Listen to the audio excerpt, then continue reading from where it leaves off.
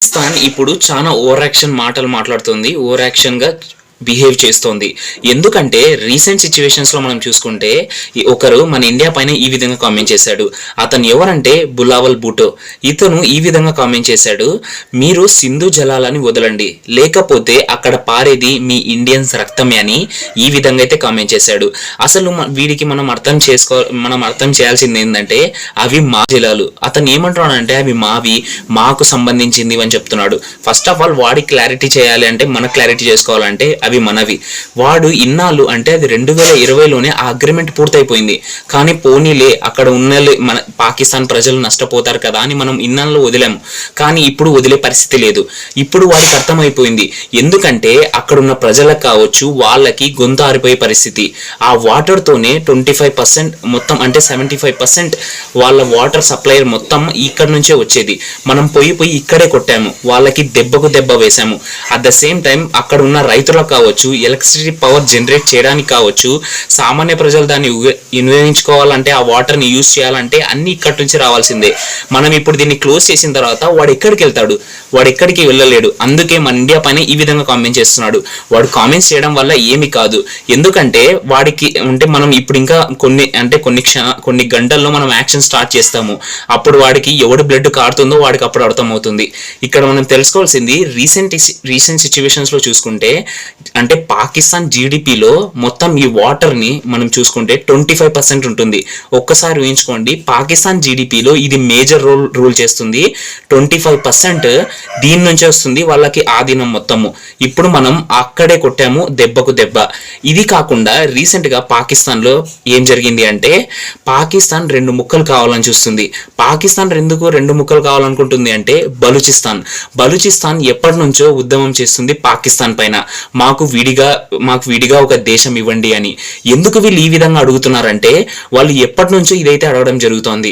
వాళ్ళు అంటే బలూచిస్తాన్కి సరైన న్యాయం చేయడం లేదని, జీడిపి వైజ్ అంటే వాళ్ళు ఏదైనా ప్రకటించాలన్నా, నిధులు వాళ్ళకి ఏమన్నా ఇవ్వాలన్నా మాకు డిఫరెన్స్, వాళ్ళకు డిఫరెన్స్ ఇవ్వడం కానీ.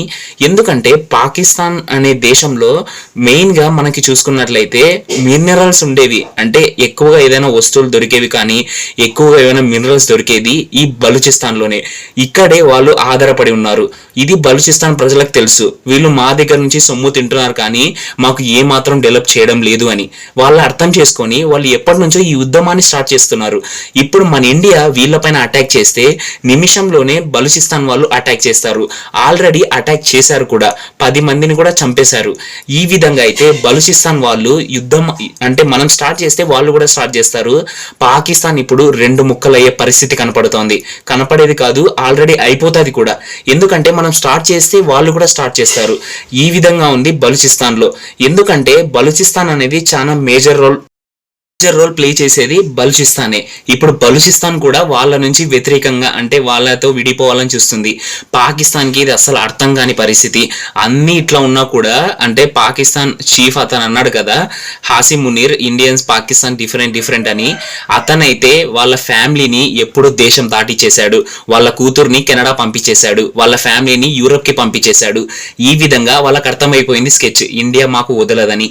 ఇలా అన్ని జరుగుతున్నా కూడా వీడు పాకిస్తాన్ అనే దేశం ఏ విధంగా బిహేవ్ చేస్తుందో మీరు ఒక్కసారి ఆలోచించుకోండి. ఏంటంటే పాకిస్తాన్ మీరు అంటే ఇండియన్స్ మీరు ఇక్కడికి రండి, మేము కూడా వస్తాము, మనం ఇది ఒక ప్రాబ్లంగా సాల్వ్ చేసుకుందాము, అక్కడ ఏం జరిగిందో అక్కడ శిక్ష పడాల్సిందే అని వాడు మనల్ని కూల్ చేయడానికి చూస్తున్నాడు. ఎందుకంటే ఎన్నోసార్లు మనం ఈ విధంగానే నమ్మి మోసపోయాం. వాడి దగ్గర నుంచి ఇంకోసారి టెర్రరిస్ట్ అటాక్ రాదు అని. కానీ వాడు కూడా ఎక్స్పెక్ట్ చేయలేదు ఇలాంటి విధంగా. ఎందుకంటే మనం ఆల్రెడీ ఇండియాలోనే స్టార్ట్ చేసాం. ఎందుకంటే ఫస్ట్ ఇల్లు క్లీన్గా ఉంటే ఊరు క్లీన్గా ఉంటుందనే సామెత ఉంటుంది కదా.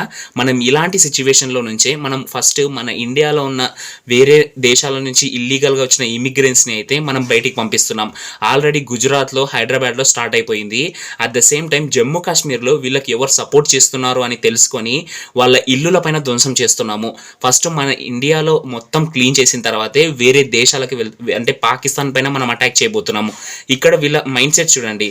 ఒకరేమో మా ఇండియా మీరు డ్యామ్స్ వదలకపోతే మీ రక్తం దాంట్లో పారుతుంది అంటాడు, ఇంకొకరేమో మీరు మేము కలిసి కూర్చొని ఈ ప్రాబ్లమ్ని సాల్వ్ చేసుకుందాం, ఇలా యుద్ధాలు వద్దు అంటాడు.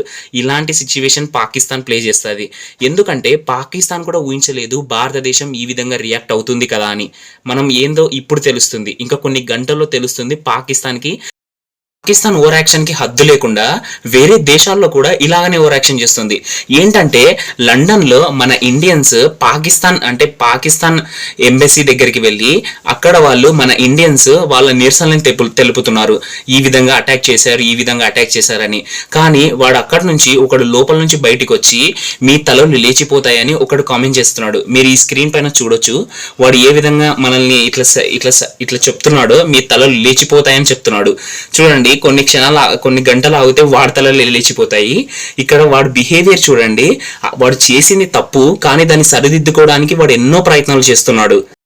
సపోర్ట్ ని మాత్రం మనం అసలు మర్చిపోకూడదు. ఎందుకంటే లండన్ లో మన ఇండియన్స్ ఆ విధంగా ర్యాలీ చేస్తున్నప్పుడు ఇజ్రాయెల్ ఫ్లాగ్స్ పట్టుకొని మేము ఇండియాకి సపోర్ట్ చేస్తామని వాళ్ళైతే ముందుకు రావడం జరిగింది. వీళ్ళని వాళ్ళు మన ఇండియాకి వెపన్స్ కూడా సప్లై చేస్తున్నారు. ఇది మనం అసలు మర్చిపోకూడదు. అది కాకుండా పాకిస్తాన్ కి ఇంకో దెబ్బ ఏంది వేసామంటే, పాకిస్తాన్ లో మన ఇండియాలో ఐపీఎల్ జరిగేలాగా అక్కడ కూడా ఐపీఎల్ అంటే ఒక లీగ్ లాగా జరుగుతుంది. పాకిస్తాన్ లీగ్ అని అంటారు. పాకిస్తాన్ లో కూడా ఒక లీగ్ జరుగుతుంది. అది ఫస్ట్ టైం పాకిస్తాన్ కి ఇండియాకి పోటీ పడి మేము ఐపీఎల్ కి పోటీ పెడతామని వాళ్ళైతే ఈ మంత్ లోనే పెట్టడం జరిగింది. మనం ఇప్పుడు అవి లైవ్ టెలికాస్ట్ ని కూడా ఇండియాలో ఆపేసాం. ఇప్పుడు సగం మొత్తం కొట్టుకుపోయింది పాకిస్తాన్ క్రికెట్ బోర్డు కూడా. ఇప్పుడు మనం అర్థం చేసుకోవాల్సింది, ఫ్యూచర్ లో కూడా పాకిస్తాన్ కి ఇండియాకి ఎటువంటి మ్యాచెస్ ఉండవని క్లియర్ గా అయితే చెప్పడం జరిగింది. మన ఇండియా మ్యాచెస్ కానీ పాకిస్తాన్ మ్యాచెస్ కానీ ఉండవని. మీకు అసలు ఏమనిపిస్తోంది? అసలు ఇలాంటి సిచ్యువేషన్ లో పాకిస్తాన్ ఉండగా వీళ్ళు ఇలాంటి ఓవర్ యాక్షన్స్ మాటలు మాట్లాడుతున్నప్పుడు మనం ఏ విధంగా కౌంటర్ ఇచ్చామో, వీడికి ఇంకా ఎలాంటి శిక్ష విధించాలో మీకు ఏమనిపిస్తుంది? దీంట్లో ఏదైనా మిస్టేక్ ఉన్నా, మీరు ఏమైనా చెప్పాలన్నా ప్లీజ్ తప్పకుండా కామెంట్ చేయండి. మీకు ఈ ఇన్ఫర్మేషన్ వచ్చినట్లయితే మీరు చేయాల్సినంత లైక్, షేర్ అండ్ సబ్స్క్రైబ్ చేసుకోండి. పక్కన బెల్ ఐకాన్ ని క్లిక్ చేసుకోండి. అప్పుడే నా వీడియోస్ మీ ద్వారా రావడం జరుగుతుంది. దీంట్లో ఏదైనా మిస్టేక్ ఉంటే తప్పకుండా చెప్పండి. ఇండియా పాకిస్తాన్ మధ్యలో మనకి క్వశ్చన్స్ రేజ్ అవుతాయి. మీకు ఇవన్నీ తెలియాలంటే మీరు తప్పకుండా ఈ పని చేయాల్సిందే. మళ్ళీ వీడియోలో మనం మళ్ళీ కలుద్దాం. జై హింద్.